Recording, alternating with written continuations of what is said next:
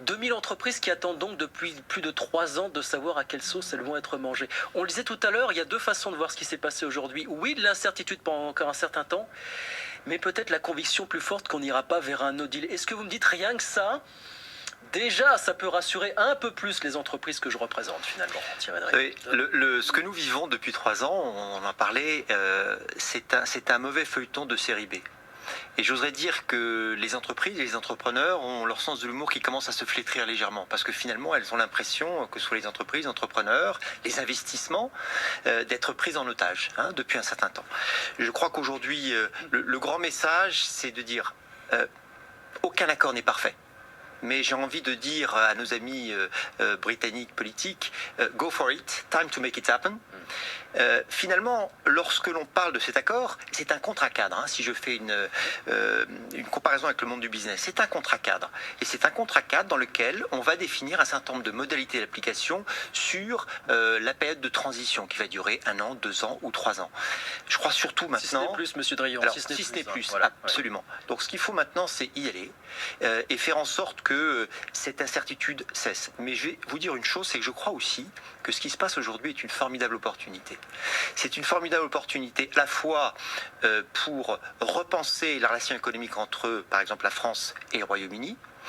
Une formidable opportunité pour finalement aussi valoriser l'attractivité de certains pays en Europe, et je pense notamment à la France. Quand vous dites repenser, c'est-à-dire de quel point de vue repenser? Repenser, c'est-à-dire repositionner nos relations entre les deux pays, et puis enfin réinventer la relation au niveau de l'Europe. Parce que l'Europe s'est quand même créée à 7, nous sommes aujourd'hui 27, donc la gouvernance de facto doit évoluer. Donc finalement, toute cette espèce de feuilleton du Brexit a aussi l'opportunité de repenser, de réinventer notre futur sur les 10, 20 prochaines années. Moi, je voudrais vous entendre sur l'état de préparation des entreprises. Alors, je ne parle pas forcément des multinationales, mais peut-être plus des PME, PMI, leur préparation face à cette éventualité d'un hard Brexit qui n'est pas encore totalement exclu ce soir.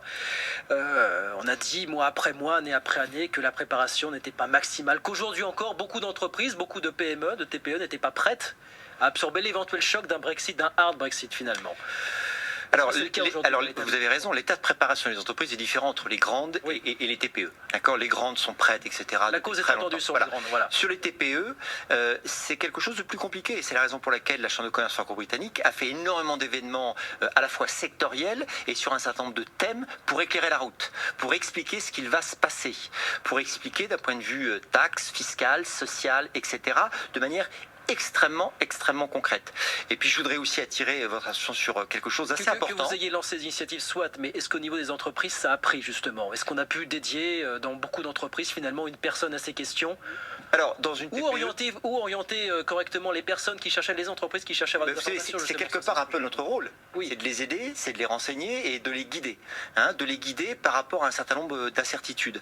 Je voudrais juste vous parler d'une initiative importante qui est le premier think tank des relations économiques entre la France et le Royaume-Uni, qui s'appelle le Cross Channel Institute, que nous avons lancé justement dans cette période-là, pour donner un certain nombre de clés pour éclairer la route. Maintenant, est-ce que toutes les entreprises sont prêtes? La réponse est non. Pour autant, vous savez, il y a beaucoup de transactions qui sont numérisées, qui sont faites en format électronique. Donc aujourd'hui, si certaines transactions ne se font plus au niveau du Royaume-Uni, elles se feront vers d'autres pays de l'Europe. Est-ce que du côté de vos adhérents, beaucoup de projets d'investissement, on en parlait tout à l'heure, sont gelés à l'heure actuelle? Déjà, d'ores et déjà. Et vous savez, si vous êtes un chef d'entreprise et que vous avez des investissements à faire, vous avez tout à fait raison. Avant de faire un investissement au Royaume-Uni, vous allez y réfléchir à 2 fois. Et aujourd'hui, si j'ai à faire un investissement en Europe ou en dehors de l'Europe, eh bien je le ferai dans des pays dans lesquels j'ai une lisibilité d'un point de vue business sur tous les aspects sociaux, fiscaux, etc. Donc aujourd'hui, si j'ai à faire un investissement, ma priorité ne sera pas de le faire au Royaume-Uni, c'est une évidence.